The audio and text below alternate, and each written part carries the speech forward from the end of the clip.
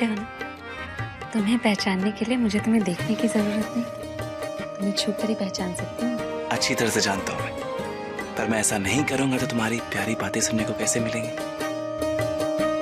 और हम भी किसी से कम नहीं है। अगर तुम मुझे छू कर पहचान सकती हो तो मैं भी तुम्हें देखकर बता सकता हूँ कि तुम उदास हो या नहीं। क्या बात है, इस तरह यहाँ अकेले क्यों बैठी हो? फिर से अंजलि ने कुछ कहा? नहीं नहीं, कुछ नहीं, मैं बस ऐसे ही यहाँ बैठी थी। तो फिर बात क्या है? अरे कोई बात है ही नहीं। मतलब तुम मुझे नहीं बताना चाहती? सच्ची कुछ भी नहीं। मैं बताती हूँ।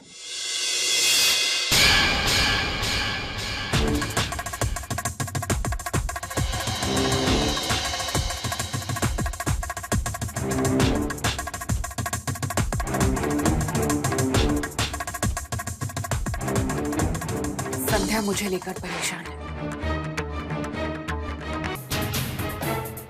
क्योंकि मुझे एहसास हो गया कि मैं कितनी गलत थी।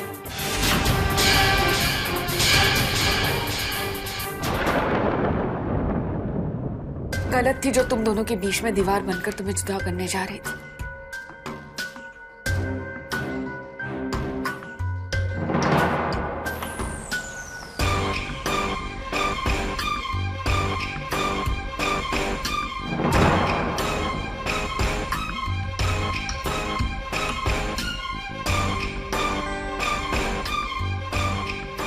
पता नहीं मुझे क्या हो गया था, माफी के काबिल तो हूं नहीं मैं, लेकिन अगर तुमने मुझे माफ कर दिया तो शायद मैं अपनी जिंदगी फिर से एक नई तरीके से शुरू कर सकती हूँ।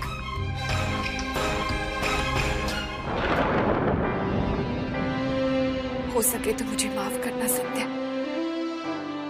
और अगर तुमने मुझे माफ नहीं किया ना तो मैं अपने आप को इतनी बड़ी सजा दूंगी कि। नहीं अंजलि, ऐसा क्यों कह रही हो? तुम्हें अपनी गलती का एहसास हो गया, हमारे लिए यही काफी है। और फिर हम भी तो यही चाहते थे कि तुम नीरज को भूलकर अनमोल के साथ जिंदगी की एक नई शुरुआत करो।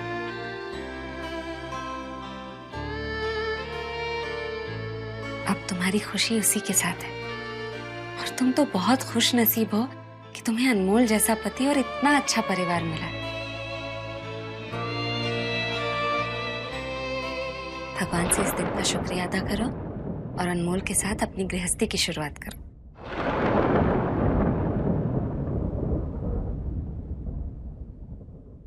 अंजलि, अंजलि, तुम यहाँ पर हो? मैं तुम्हें कब से ढूंढ रहा हूँ। तुम तो कह रहे थे कि हमें लेट हो रहा है और तुम यहाँ पर खड़ी हो। वो मैं कुछ पुरानी चीजें लौटाने आई थी। पुरानी चीज? अब लगता है तुम लोग कहीं बाहर जा रहे हो। हाँ, वो हम इसके मामा के पास जा रहे हैं, उन्होंने खाने पर बुलाया है। अरे वाह अनमोल, पुणे से वापस लौटे नहीं कि अंजलि के रिश्तेदारों से खातिरदारी करवानी शुरू कर दी। अब भाभी, ऐसी कोई बात नहीं है। अरे मैं तो मजाक कर रही थी। शादी से पहले तो तुम बड़ा मजाक किया करते थे, अब ऐसे सीरियस क्यों हो गए? अब लगता है तुम लोग को देर हो रही है। हाँ, हम चलते हैं। आ जाओ अंजलि।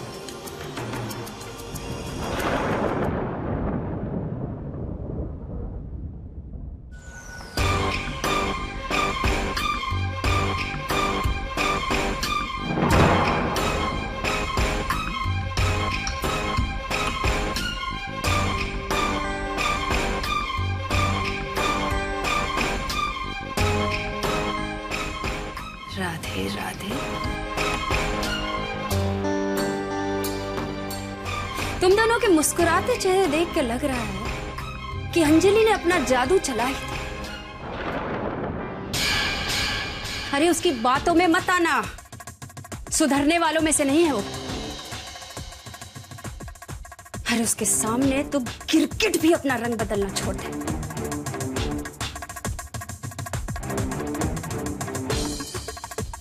ये आप क्या कह रही हैं बुआ? अंजलि को सुधरने की क्या जरूरत है? वो तो बहुत अच्छी, बहुत संस्कारी लड़की है। तुम्हें क्या लगता है कि बुआ सारा दिन माला जपती रहती है और उसे दीन दुनिया की कोई खबर नहीं है? अरे सब जानती हूं मैं कि अंजलि ने नीरज के साथ क्या खेल खेला था और अब तुम्हारे साथ क्या खेल खेलने वाली है।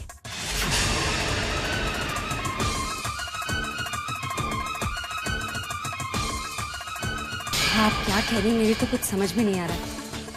आपको जरूर कोई गलतफहमी हुई है। वो अंजलि तो दरअसल यहाँ हमें ये बताने आई थी कि वो और अनमोल उसके मामा जी के यहाँ खाने पर जा रहे हैं। ठीक है, अगर तुम सच्चाई सुनना ही नहीं चाहती तो कोई बात नहीं, लेकिन अगर कल को अंजलि तुम्हें कोई नया रंग दिखाए ना, तो चली आना इस बुआ के पास। ये बुआ तुम्हारी तरह नादान नहीं बनेगी।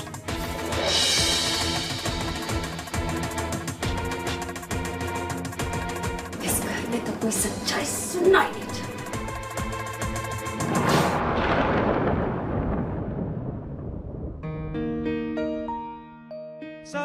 संध्या, बुआ को अंजलि के बारे में सब कुछ कैसे पता चला? यही तो मैं सोच रही हूँ कि बुआ सारी सच्चाई वाकई जानती है या हमसे सच कहलवाना चाहती है। खैर, छोड़ो ये सब। संध्या, मुझे वाकई लगता है कि अंजलि को उसकी गलती का एहसास हो गया है। आज उसने हमसे आकर माफी भी मांग ली। बस अब एक बार अंजलि और अनमोल एक दूसरे के करीब आ जाए, फिर सब कुछ ठीक हो जाएगा। नहीं, हम बुआ की बातों को यूं नजरअंदाज नहीं कर सकते। अगर उन्हें ये पता है कि अंजलि ने तुम्हारे साथ क्या किया, तो कि इस बात में भी थोड़ी सच्चाई जरूर होगी कि अंजलि सुधरने वालों में से है। पता नहीं अंजलि की माफी मांगने में भी उसकी कोई नई चाल हो। मुझे तो उसकी ये खामोशी किसी बड़े तूफान का संकेत लग रही है।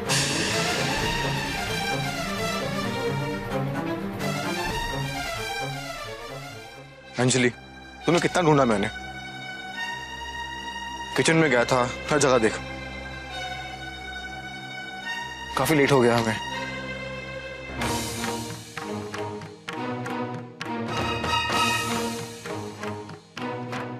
तुम्हारी हिम्मत कैसे हुई नीरज के सामने मुझसे ऐसे बात करने की? पति होने का रूप दिखा रहे हो तुम। मैं तुम्हारी सिर्फ पत्नी बनने का नाटक कर रही हूँ।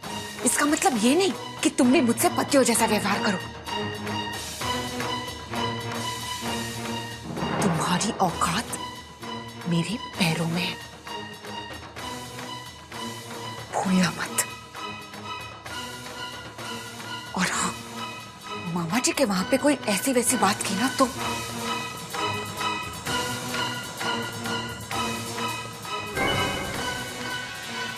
अगर मुझे इस घर में नहीं आना होता तो मैं कभी तुम्हें अपने पल्ले नहीं बांधती। पता नहीं कब तक तुम्हें झेलना पड़ेगा।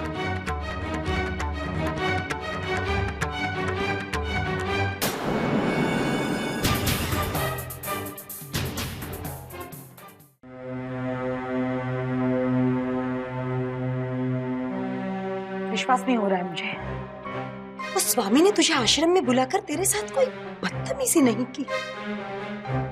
कुछ समझ में नहीं आ रहा है। शायद उसे मेरे हाथ का थप्पड़ याद होगा, तभी उसने कुछ नहीं किया। वो सब समझती हूँ रे मैं इस बात से हैरान नहीं हूँ।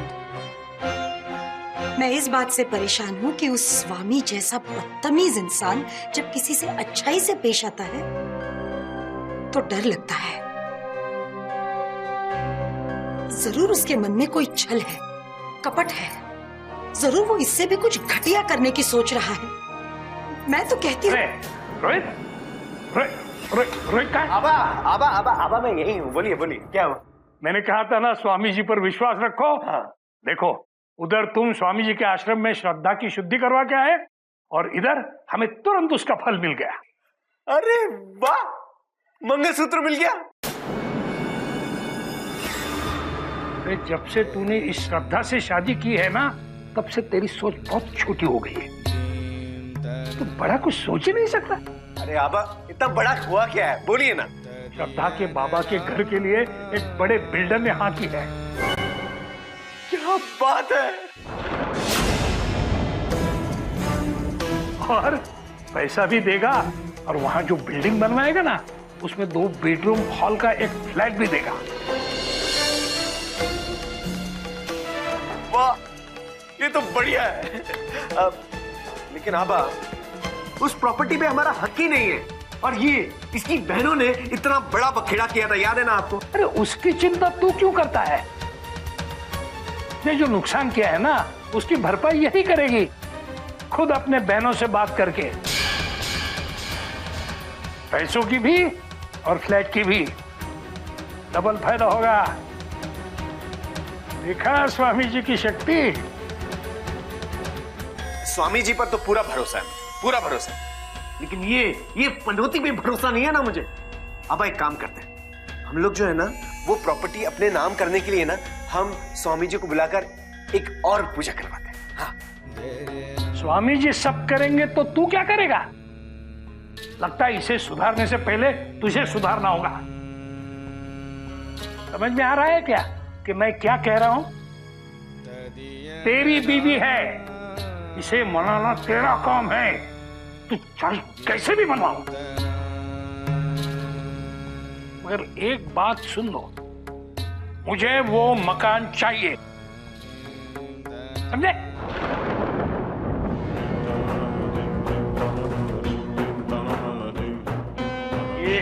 इसकी वजह से मुझे आबा की बातें सुननी पड़ती हैं।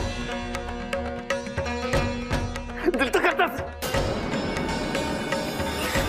ये मदर इंडिया नहीं होती ना यहाँ पर तो दिखाता तुझको तेरी असली औकात दिखाता। बाद में दिखाऊंगा, बाद में दिखाऊंगा।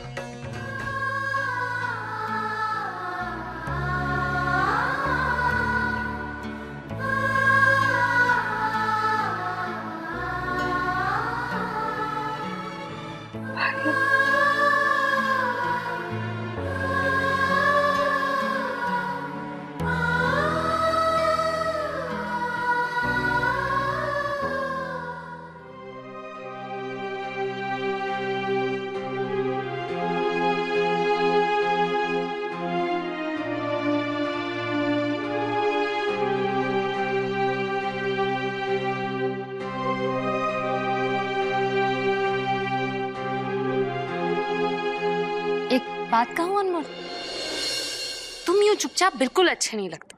अब भाभी मैं बस ऐसे ही बैठा हुआ था अकेले। तुम्हें याद है शादी से पहले नीरज से ज्यादा तुम मुझसे बातें किया करते थे और अब तो ऐसा लगता है जैसे अपने आप से ही बातें करते रहते हो। भाभी आपने तकलीफ क्यों की? नंदू को बोल दिया होता, वो चाय ले आया था। क्यों, मैं नहीं ला सकती? अरे नहीं, मैं किचन में गई थी, नंदू तुम्हारे लिए चाय बना रहा था, मेरी भी चाय पीने की इच्छा हुई, सोचा साथ पी लेंगे। और वैसे भी शादी से पहले तुमने मेरे इतने सारे काम किए, अपनी भाभी को भी थोड़ा काम करने का मौका दो। वैसे मैं 3 कप चाय लाई थी, सोचा अंजलि भी साथ पी लेगी। भाभी वो अंजलि सोई हुई है, थक गई थी, कल रात को देर हो गई थी ना। अरे हाँ, तुम लोग कल डिनर के लिए गए थे ना, कैसा रहा? ठीक था, अंजलि बहुत खुश थी। और तुम्हें अच्छा नहीं लगा? हाँ, अच्छा था। पता है अनमोल, कल जब तुम लोग डिनर के लिए बाहर जा रहे थे तो एक साथ बहुत अच्छे लग रहे थे। तुम्हें जाना चाहिए कभी कभी अंजलि के साथ बाहर घूमने। अब आज का कोई प्लान है? हाँ भाभी, है ना, वो आज हम अंजलि के कॉलेज फ्रेंड से मिलने जा रहे हैं, उनके साथ ही खाना खाएंगे। अरे ये तो बहुत अच्छी बात है। अब मेरा मतलब है आखिर अंजलि की फ्रेंड्स को भी पता चले कि उनके जीजाजी कितने अच्छे हैं। मुझे वाकई बहुत खुशी है कि तुम और अंजलि एक दूसरे के साथ वक्त बिता रहे हो, एक दूसरे के साथ खुश हो।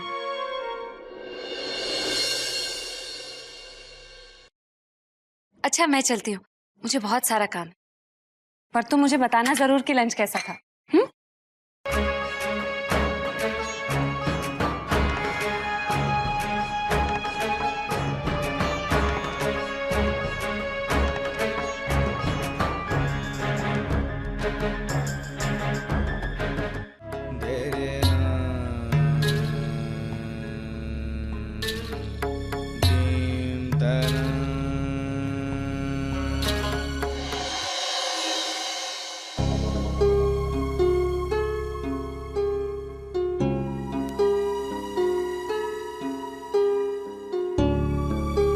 आबा,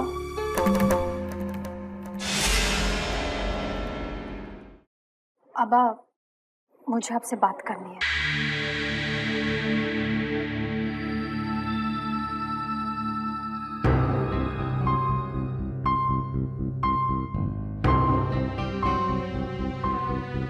आबा, पापा का घर मुझसे नहीं होगा। ना तो मैंने तुम्हें अंदर आने की इजाजत दी है, ना बोलने की।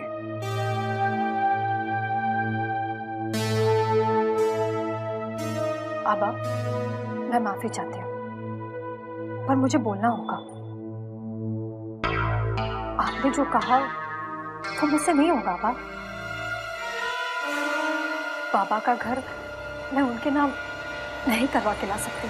मुझे पता है, और ऐसा करना तू कभी चाहेगी भी नहीं। लेकिन इस घर में औरत को कुछ चाहने की इजाजत नहीं है। औरत वही चाहेगी जो उसका पति चाहता है। तुम्हारा पति ये चाहता है कि वो घर उसके नाम पर हो जाए। उसके लिए जो करना है वो करो, और दोबारा यहाँ ऐसे मत आना। और अगर मैं ऐसा ना करूं तो?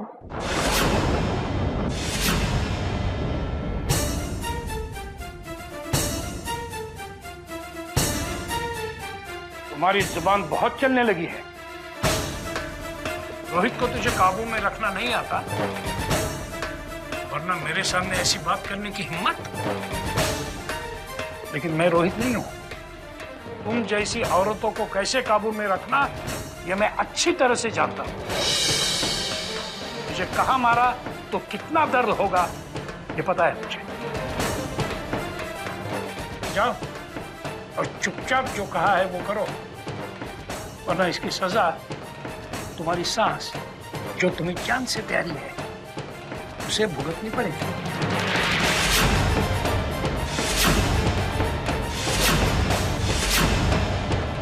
जाओ।